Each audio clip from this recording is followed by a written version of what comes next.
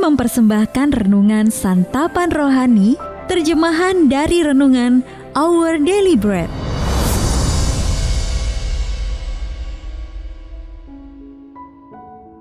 Untuk menerima notifikasi video baru kami, silakan tekan tombol subscribe dan tanda lonceng di bawah ini. Sahabat ODB, pembacaan Alkitab hari ini terambil dari Pengkhotbah pasal yang keempat ayat yang ke-7 sampai dengan ayat yang ke-12. Pengkhotbah pasal yang keempat ayat yang ke-7 sampai dengan ayat yang ke-12. Kesia-siaan dalam hidup. Aku melihat lagi kesia-siaan di bawah matahari. Ada seorang sendirian, ia tidak mempunyai anak laki-laki atau saudara laki-laki, dan tidak henti-hentinya ia berlelah-lelah. Matanya pun tidak puas dengan kekayaan. Untuk siapa aku berlelah-lelah dan menolak kesenangan? Ini pun kesia-siaan dan hal yang menyusahkan.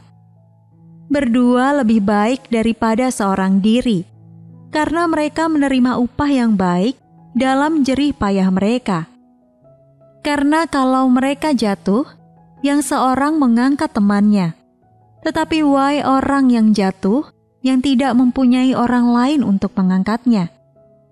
Juga kalau orang tidur berdua, mereka menjadi panas. Tetapi bagaimana seorang saja dapat menjadi panas? Dan bila mana seorang dapat dialahkan, dua orang akan dapat bertahan. Tali 3 lembar tak mudah diputuskan. Ayat mas renungan hari ini terambil dari Pengkhotbah pasal yang keempat ayat yang ke-8. Untuk siapa aku berlelah-lelah dan menolak kesenangan. Renungan hari ini berjudul Menyewa Teman, ditulis oleh Sheridan Fauzi.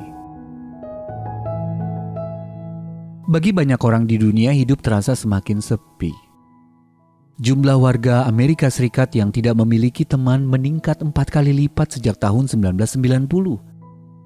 Di beberapa negara Eropa, presentasi penduduk yang kesepian naik 20%. Sedangkan di Jepang sejumlah lansia sampai melakukan kejahatan agar dapat memiliki teman, sesama narapidana di sel penjara. Para pengusaha muncul dengan solusi untuk mengatasi epidemi kesepian ini.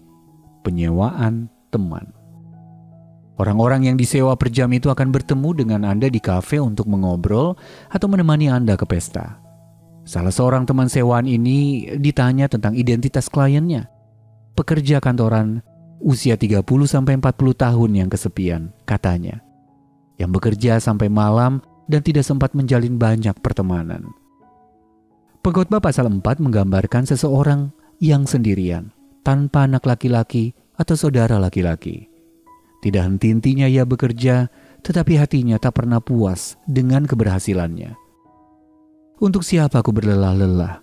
Ia bertanya. Seakan tersadar dari keadaannya yang malang, jauh lebih baik menjalin hubungan dengan orang lain. Mereka dapat meringankan beban pekerjaan dan memberi pertolongan saat kita berada dalam masalah. Karena pada akhirnya keberhasilan tanpa persahabatan adalah kesia-siaan. Pengkhotbah memberitahu kita bahwa tali 3 lembar tak mudah diputuskan. Namun tali seperti itu juga tidak dapat dijalin dalam waktu singkat. Karena sahabat sejati itu tidak bisa disewa. Karena itu marilah kita menginvestasikan waktu yang dibutuhkan untuk menjalin persahabatan dengan Allah sebagai lembar ketiga yang merajut erat persahabatan kita. Sahabat ODB, bagaimana selama ini Anda menginvestasikan waktu dan upaya dalam menjalin persahabatan?